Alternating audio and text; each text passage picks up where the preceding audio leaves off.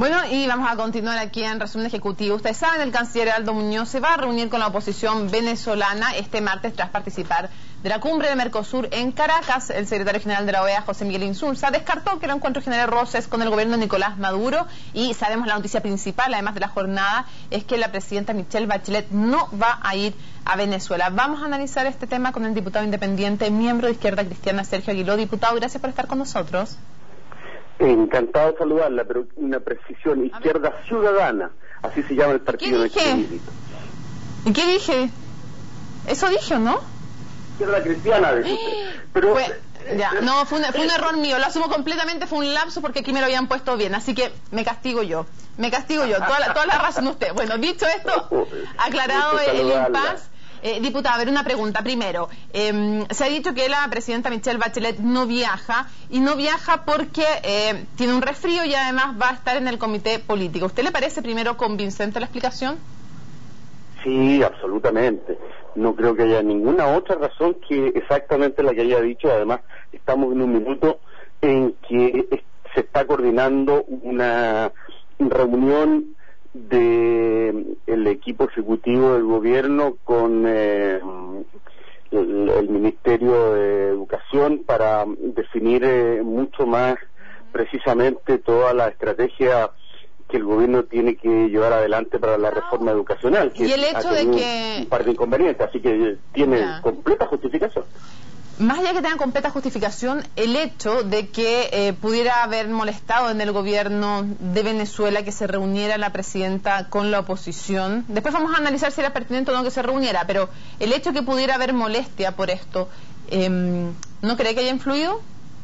Para nada, absolutamente para nada. A mí me parece muy bien que la presidenta, en el caso de haber ido, se hubiera reunido con la oposición, y me adelanto a una pregunta que seguramente usted me va a hacer. Me parece muy bien que nuestro canciller se pueda reunir con la oposición, si la oposición se ha reunido con el propio presidente Nicolás Maduro en un diálogo que ha invitado la propia UNASUR, de tal manera que ¿cuál es el problema? Imagínense si el propio presidente Maduro se ha reunido con la oposición, porque no podrían reunirse. Estamos en un país plenamente democrático, en Venezuela me refiero, y Chile también, por cierto, y que tiene oposición en primer lugar. En los países no democráticos no hay oposición. Ahora, el hecho de que la Democracia Cristiana hiciera tan fuerte la petición y la demanda para que la presidenta y las autoridades nacionales se reunieran con la oposición, ¿le parecía algo necesario?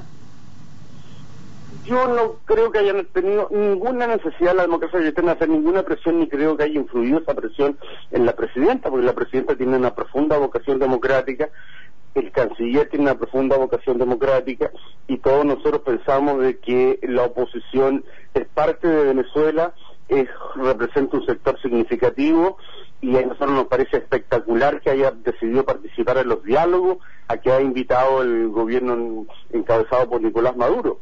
Yo mismo, que soy una persona completamente partidaria del proceso bolivariano que lleva adelante actualmente Maduro y antes el presidente Chávez, voy en octubre, entre otros con el intelectual chileno Fernando Atria, y nos vamos a reunir con personas oficiales y con personas ligadas a la oposición, por supuesto.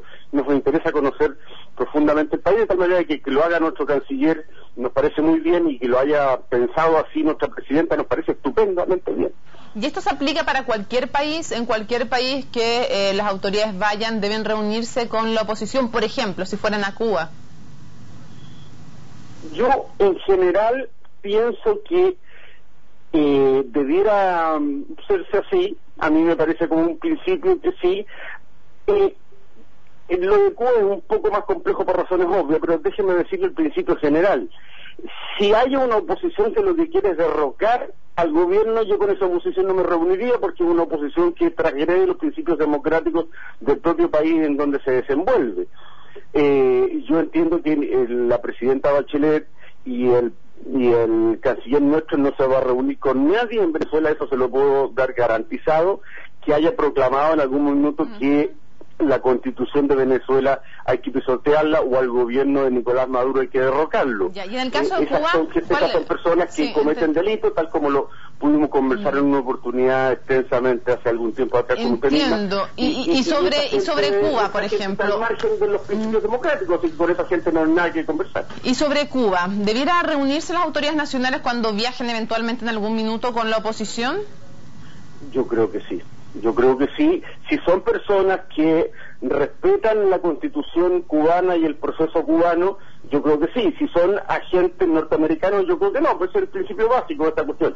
El principio básico es no aceptar nunca la injerencia norteamericana en nuestros países, no aceptar nunca la injerencia imperialista en nuestros países, y la gente que es de oposición a los gobiernos establecidos, si tienen convicciones democráticas, por supuesto, nosotros deberíamos reconocerlos, deberíamos interactuar con ellos, tener diálogo con ellos, desde luego, ese es mi punto de vista.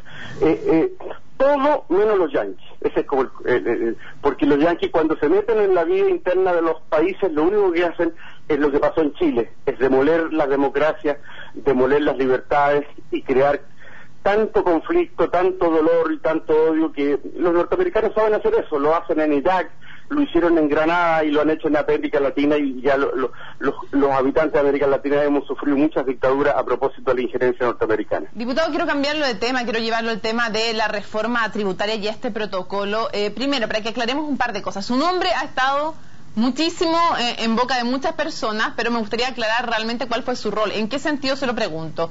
Cuando el Partido Comunista se quejó de que no se le había consultado sobre este protocolo, se dijo, bueno, pero si no será comunista, pero dentro de la bancada está también el diputado Guiló, que sí estaba enterado de los pasos de la negociación.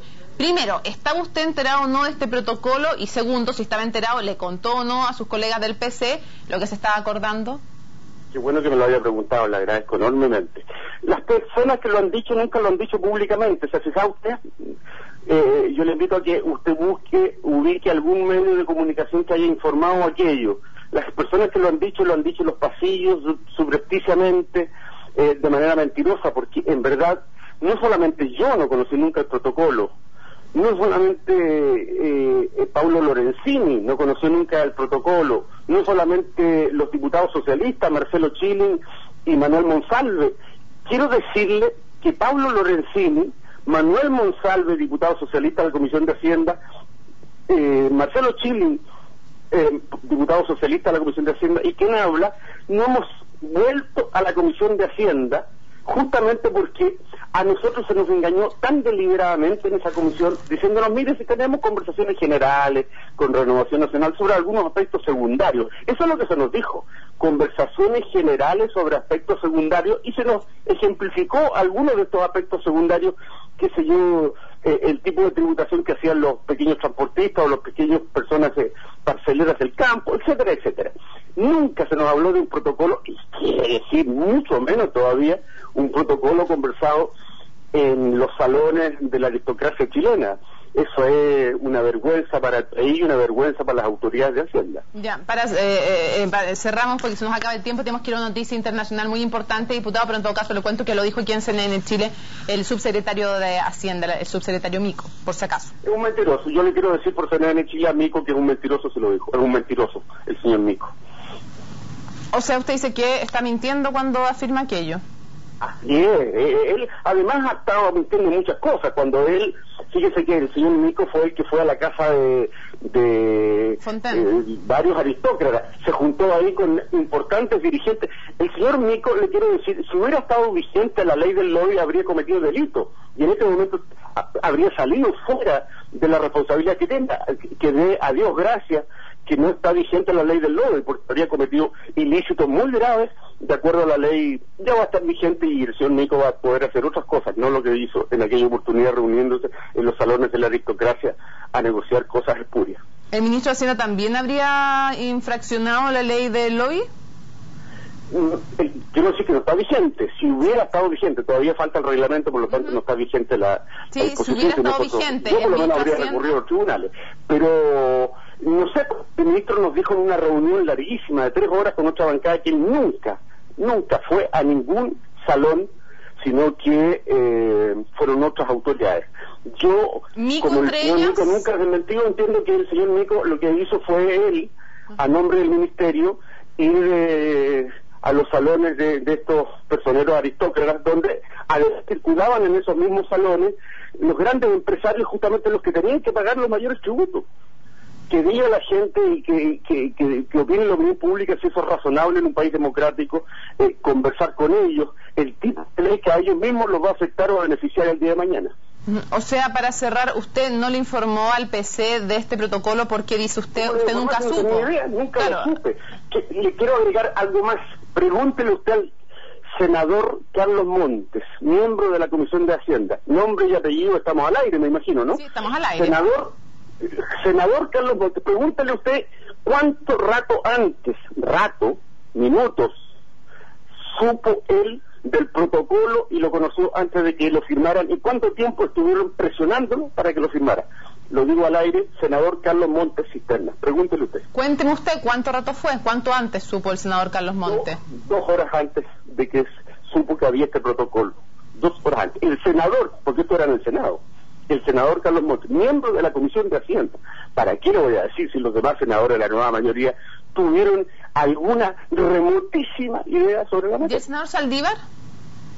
No, él negoció. ¿Cómo él lo reconoció?